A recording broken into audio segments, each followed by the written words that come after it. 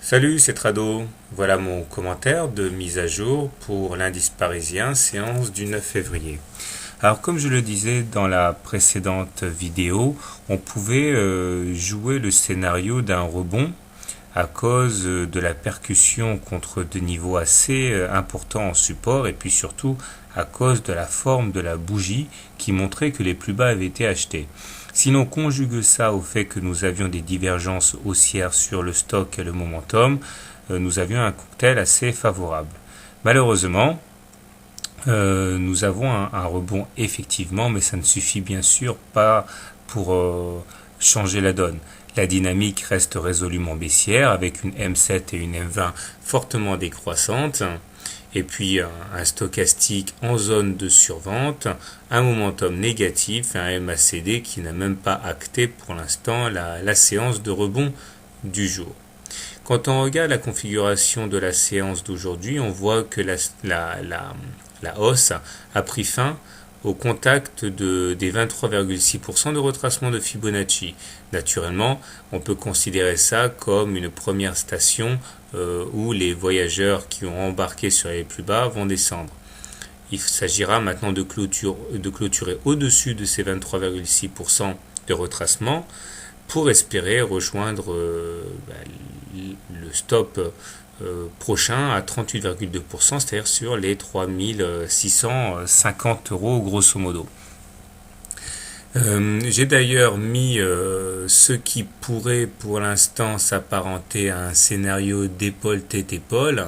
Bien sûr, il est trop tôt pour le jouer à la baisse, ce scénario. Il faudrait en cela d'abord casser la ligne de coup, mais cela donne peut-être une idée de ce que pourrait donner la hausse si elle se pérennisait. En fait, c'est plus destiné à mettre de l'eau dans le vin des haussiers, puisqu'on pourrait se permettre d'aller au moins jusqu'à 3800, 3900, sans remettre en cause ce scénario d'épaule tête épaule à incidence baissière. Donc il faut faire très attention pour ceux qui veulent rentrer long à moyen long terme. De manière générale, comment peut-on trader le CAC demain ? Alors si vous pensez qu'effectivement il est temps pour le CAC de consolider la baisse, on peut acheter. Il s'agira de mettre un stop loss quand même sous les plus bas de vendredi qui correspondent plus ou moins à 3530.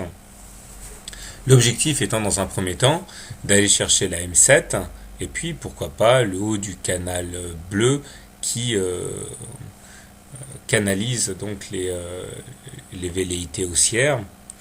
On pourra également, si on le désire, shorter l'indice parisien, mais je conseille dans ce cas d'attendre un contact avec la M7 au moins pour avoir du renfort du côté des traders baissiers.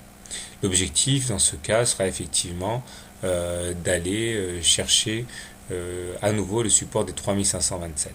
Maintenant, il y a plein d'alternatives possibles, de variations sur le même thème. On peut attendre d'aller chercher le haut du canal bleu, donc le haut du canal bleu vers 3660 par là pour shorter. Comme on peut également trader la formation d'une nouvelle épaule de hauteur comparable à la première épaule. Voilà, donc c'est vous qui voyez, mais n'oubliez pas les stop loss. Personnellement, je pense que je vais privilégier les shorts, bien sûr, mais il n'y aura pas d'occasion, je pense, pour moi demain, puisque je vais laisser l'indice remonter un petit peu avant de le shorter. Voilà, bonne soirée et bon trade, à demain.